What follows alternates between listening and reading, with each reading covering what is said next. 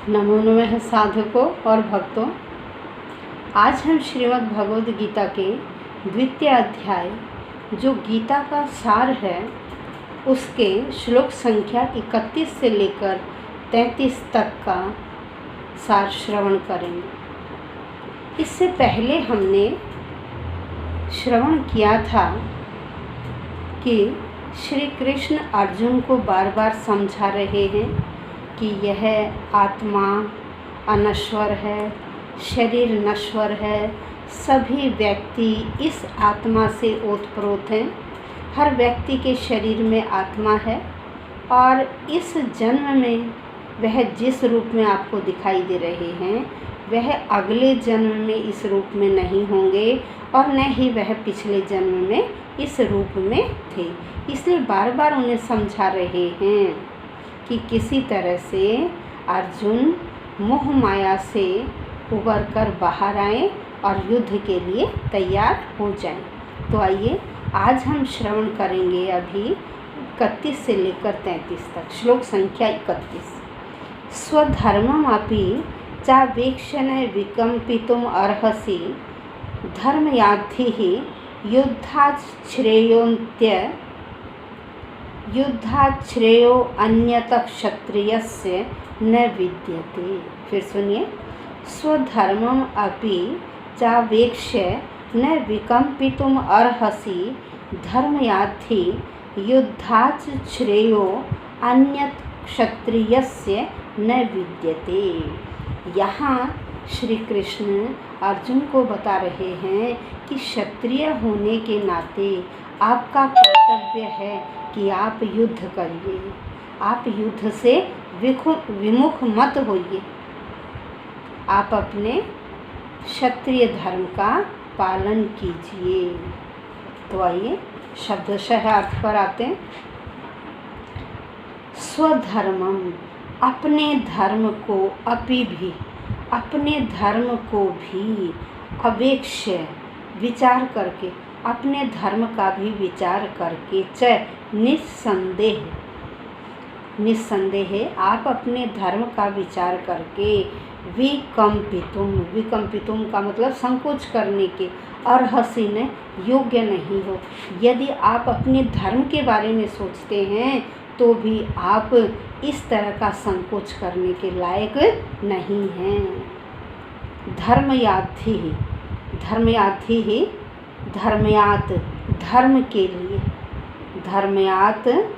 धर्म के लिए ही निश्चय रूप से, निस्संदेह, धर्म के लिए निस्संदेह, युद्धात युद्ध करने की अपेक्षा, धर्म के लिए निस्संदेह युद्ध करने की अपेक्षा, अन्यत और कुछ, कोई दूसरा क्षत्रिय के लिए न विद्यते नहीं है। कह रहे धर्म युद्ध से अतिरिक्त कोई भी दूसरा कार्य ऐसा नहीं है जो एक क्षत्रिय का कार्य हो। क्षत्रिय का परम कर्तव्य क्या है कि वह युद्ध करे। पहले क्या था? 4 वर्ण थे, ब्राह्मण, क्षत्रिय, वैश्य और शूद्र। क्षत्रिय का क्या कर्तव्य था? क्षत्रिय उस जमाने में राजा होते थे और राजाओं के शौक शिकार करने जाते थे, ललकारते थे। उनका काम था ललकारना और शिकार करना। भाई राजा लोग ललकारते, फिर शिकार करते और जानवरों का वध करते थे, तो उसे हिंसा नहीं कहा जाता था। क्यों? क्योंकि उसे राजा का कर्तव्य कह दिया था कि राजा का कर्तव्य है कि वह शिकार करे अपने क्षेत्र में। राजा का शौक माना गया था इसे कि ये भी राजा का एक कर्तव्य है शिकार करना।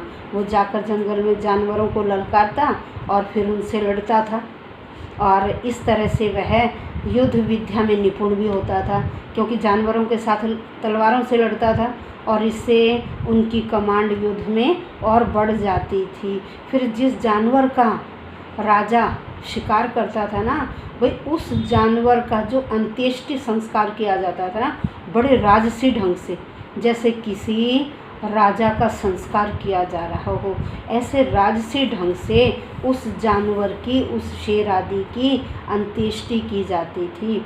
और राजा का क्या कर्तव्य था? अपने प्रजा की रक्षा करना। भाई जंगली जानवरों से भी वह अपनी प्रजा की रक्षा करता था।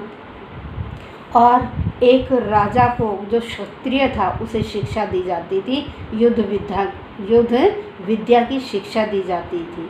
और राजनीति में भी देखें, राजनीति में अहिंसा कूटनीतिक चाल हो सकती है, क्योंकि राजनीति में भी हम देखते हैं अहिंसा, उन्हें कूटनीतिक चाल कह सकते हैं। और लेकिन क्षत्रिय का जो धर्म था उसमें यदि वह युद्ध में किसी को मारता है तो उसे हिंसा नहीं कहते थे, उसे हिंसा के रूप में नहीं माना जाता था, क्योंकि धार्मिक संहिताओं में भी कहा जाता है कि युद्ध में विरोधी ईर्ष्यालु राजा से संघर्ष करते हुए मरने वाले राजा या क्षत्रिय को उच्च लोक की प्राप्ति होती थी। यदि कोई राजा युद्ध करते हुए मर जाता था तो उसे कहा जाता था कि इसकी हिंसा नहीं की, भाई इसने अपना कर्तव्य पालन किया है, और जिसकी मृत्यु हो गई वह उच्च लोक अर्थात स्वर्ग लोक को प्राप्त करेगा। तो देखिए वेदों में भी कहा गया, वैदिकी हिंसा हिंसा न भवति। जो इस पे हवन यज्ञ आदि पर किसी की बलि चढ़ाई जाती है तो उसे भी हिंसा नहीं कहते, क्योंकि वेदों में कहा गया है यदि किसी विशेष कारण से कार्य किया जाता है इस प्रकार का तो वह हिंसा नहीं होती। इसी तरह से क्षत्रिय के लिए कह दिया कि युद्ध में यदि वह किसी को मारता है तो उसने वो हिंसा नहीं की, वह उसका कर्तव्य था। और जो व्यक्ति मारा गया है उसे स्वर्ग की प्राप्ति होती है, जिसने उसे मारा है उसे यश की प्राप्ति होती है। तो यहाँ श्री कृष्ण अर्जुन को बार बार समझा रहे हैं कि अरे यदि आप अपने सगे संबंधियों का वध करते हो तो यह हिंसा नहीं है, यह तो क्या है, तुम्हारा कर्तव्य है। क्योंकि युद्ध में जो हिंसा की जाती है वह हिंसा नहीं होती। यदि आप इन्हें मार दोगे तो इन्हें क्या होगा, स्वर्ग की प्राप्ति होगी और आपको यश की प्राप्ति होगी। तो इस प्रकार से अर्जुन को समझा रहे हैं। अब हम चलते हैं श्लोक संख्या 32 पर। यद ऋक्षया चोपपन्नम स्वर्ग द्वारम अपावृतम सुखिनः क्षत्रियाः पार्थ लभन्ते युद्धम ईदृशम। अब यहाँ क्या कह रहे हैं श्री कृष्ण कि देखिए जो युद्ध करता है ना, जो राजा युद्ध करता है, युद्ध में अपने विपक्षियों को मारता है, जो मर जाते हैं उनके लिए तो डायरेक्ट स्वर्ग के द्वार खुल जाते हैं। वैसे तो आदमी को स्वर्ग प्राप्ति के लिए बहुत बहुत बहुत अच्छे कार्य करने पड़ते हैं, लेकिन यहाँ क्या है कि यदि युद्ध में मारा गया तो उसे डायरेक्ट स्वर्ग की प्राप्ति होती है, उसके लिए डायरेक्ट स्वर्ग के द्वार खुल जाते हैं। यह इस श्लोक में श्री कृष्ण अर्जुन को बता रहे हैं। यद ऋक्षया का मतलब होता है अपने आप, यद ऋक्षया अपने आप, च और भी, उपपन्नम प्राप्त हुए, और भी अपने आप प्राप्त हुए, स्वर्ग द्वारम स्वर्ग का दरवाज़ा, अपावृतम का मतलब खुल जाता है, अपने आप ही उनके लिए स्वर्ग का दरवाज़ा खुल जाता है। सुखिन है और सुख से, अत्यंत सुखी, क्षत्रियाः वह क्षत्रिय परिवार अत्यंत सुख को प्राप्त करता है। पार्थ हे अर्जुन, पार्थ हे पृथापुत्र अर्जुन, लभन्ते प्राप्त करते हैं, युद्धम युद्ध को, ईदृशम इस तरह के, जो इस तरह के युद्ध को प्राप्त करते हैं अर्थात युद्ध में दूसरों को मार देते हैं, तो उनके लिए, जो मरे हैं उनके लिए अपने आप ही स्वर्ग के दरवाजे खुल जाते हैं, और जो मारता है उसे यश की प्राप्ति होती है। अर्थात आप यदि इन्हें मारेंगे तो आपको यश की प्राप्ति और उनके लिए स्वर्ग के दरवाजे अपने आप ही खुल जाएंगे। कह रहे वे क्षत्रिय सुखी हैं जिन्हें ऐसे अवसर प्राप्त होते हैं और जिससे उनके लिए स्वर्ग के दरवाजे अपने आप ही खुल जाते हैं। देखिए पराशर स्मृति में भी व्यासदेव ने इस प्रकार से कहा है, क्षत्रियो ही प्रजा रक्षण शस्त्र पाणि ही प्रदंडयन निर्जित्य पर सैन्यादि क्षितिम धर्मेण पालयेत। कह रहे हैं कि राजा का धर्म क्या है, क्षत्रिय का धर्म क्या है कि अपनी प्रजा की भलाई के लिए वह क्लेशों को, वह कष्टों को सहन करे, अर्थात दुखों से अपनी प्रजा की रक्षा करे। अपनी प्रजा में शांति बनाए रखने के लिए उसे कभी कभी हिंसा भी करनी पड़ती है। किसके लिए?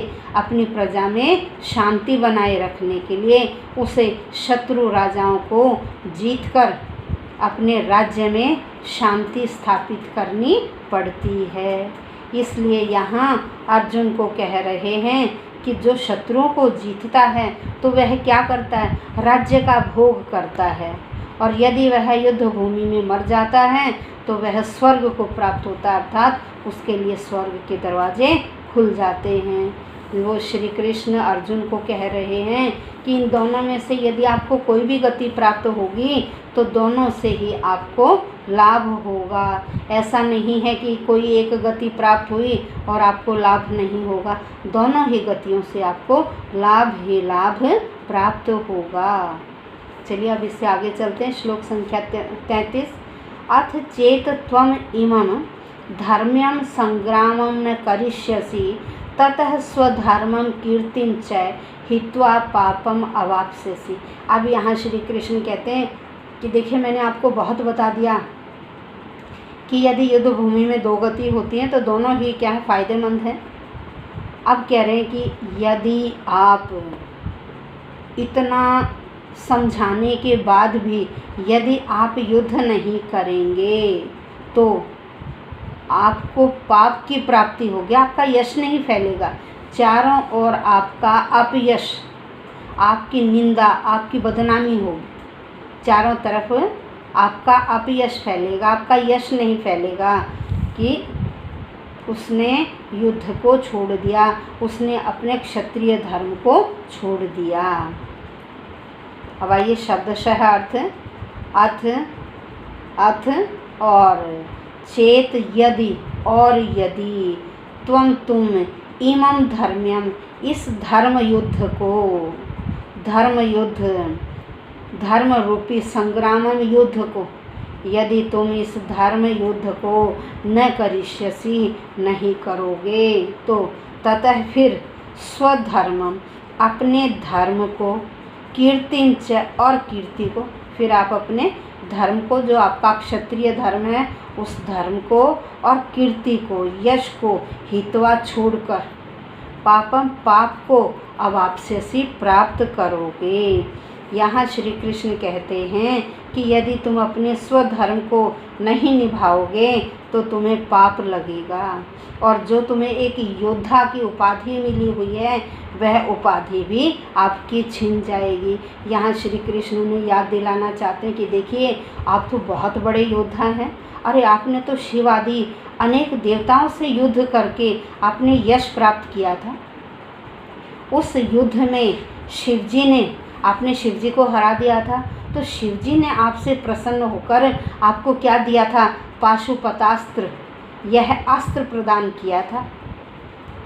इसीलिए आप क्या हैं? एक महान योद्धा हैं। और फिर कहा कि देखिए आपके गुरु द्रोणाचार्य ने भी, जो आपके गुरु द्रोणाचार्य थे उन्होंने भी प्रसन्न होकर आपको एक ऐसा अस्त्र दिया था कि आप उस अस्त्र से किसी का भी वध कर सकते हैं। आप अपने धर्मपिता, जो आपके धर्मपिता इंद्र हैं, है ना, आप उन इंद्र का भी वध कर सकते हो। क्यों? क्योंकि आपके जो गुरु हैं द्रोणाचार्य जी, उन्होंने आपको ऐसा अस्त्र दे रखा है। तो देखिए आपको तो देवताओं ने भी प्रसन्न होकर पाशुपतास्त्र दे रखा है, और आपके स्वयं के गुरु ने भी प्रसन्न होकर कि आप एक बहुत बड़े योद्धा हैं। तो आपको पुरस्कार स्वरूप इतने बड़े बड़े अस्त्र दे रखे हैं और आप यहाँ एक कायर की भांति बोल रहे हैं, एक कायर की भांति कार्य कर रहे हैं। आपको यह शोभा नहीं देता। आप तो बहुत बड़े योद्धा हैं। अरे यदि आप ऐसा नहीं करेंगे तो आपका जो ये योद्धा है शब्द है ना, जो आपको उपाधि मिली हुई है, यह आपकी उपाधि छिन जाएगी, आपकी योद्धा की उपाधि खत्म हो जाएगी। इसलिए हे अर्जुन, अपने कर्तव्य को याद करो, अपने क्षात्र धर्म का पालन कीजिए, अपने कर्तव्य पथ की ओर अग्रसर होइए। श्री कृष्ण बार बार उन्हें यही समझा रहे हैं। आज का हमारा पाठ यहीं समाप्त। कल हम श्लोक संख्या 34, 35 और 36 का श्रवण करेंगे। नमो भगवते वासुदेवाय।